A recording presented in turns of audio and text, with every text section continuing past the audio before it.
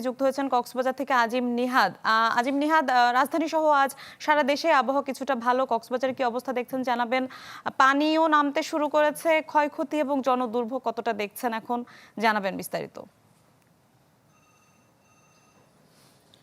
মিলা, আজকে প্রায় অনেকদিন পরে কক্সবাজারের সকাল থেকেই রোদ, এবং আমরা সত্যিকার অর্থে এই রোদে টিকতে খুব একটা কষ্ট হয়ে যাচ্ছে। এবং আমরা দেখতে পেয়েছি যে পানি নামার সাথে সাথে মানুষের মধ্যে যে হাইজিন কিট সহ নানা ধরনের অভাব দেখা দিয়েছে। সেক্ষেত্রে আমরা সকাল থেকে এই যেখানটায় আছি বর্তমানে চান্দের পাড়া, সেখানে দেখতে পেয়েছি যে জনস্বাস্থ্য প্রকৌশলের পক্ষ থেকে তারা হাইজিন কিট বিতরণ করছেন যাতে করে মানুষের স্বাস্থ্য মেনটেন করা যায়। এই মুহূর্তে আপনারা আসলে কি ধরনের পদক্ষেপ নিচ্ছেন আমরা সকালেও দেখতে পেয়েছিলাম, কিন্তু মানুষের লোকজন যেটি বলছে অপ্রতুল। আপনারা আরো পদক্ষেপ নেবেন কিনা?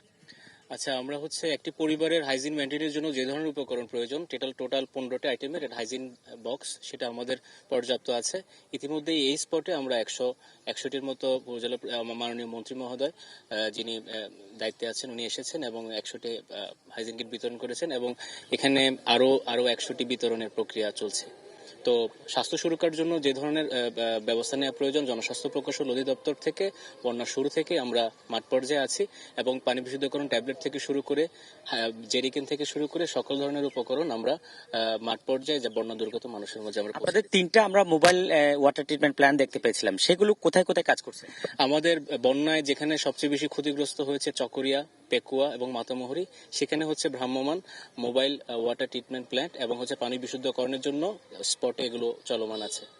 ধন্যবাদ। আমরা কথা বলছিলাম জনস্বাস্থ্য প্রকৌশলের সদর উপজেলার প্রকৌশলী সাইফুল ইসলামের সাথে। তিনি যেমনটি জানাচ্ছিলেন যে কক্সবাজারে তারা চেষ্টা করছেন বন্যা কবলিত এলাকাগুলোতে হাইজিন কিট দেওয়ার মাধ্যমে এবং যে পানি বিশুদ্ধকরণ ট্যাবলেট থেকে শুরু করে প্রয়োজনীয় সামগ্রী দিয়ে মানুষকে যাতে স্বাস্থ্যগতভাবে নিরাপদ রাখা যায়। মিলা জি, ধন্যবাদ আপনাকে। দর্শক, পার্বত্য অঞ্চল থেকে আবহাওয়া পরিস্থিতির খবর জানাচ্ছিলেন আমাদের সহকর্মীরা।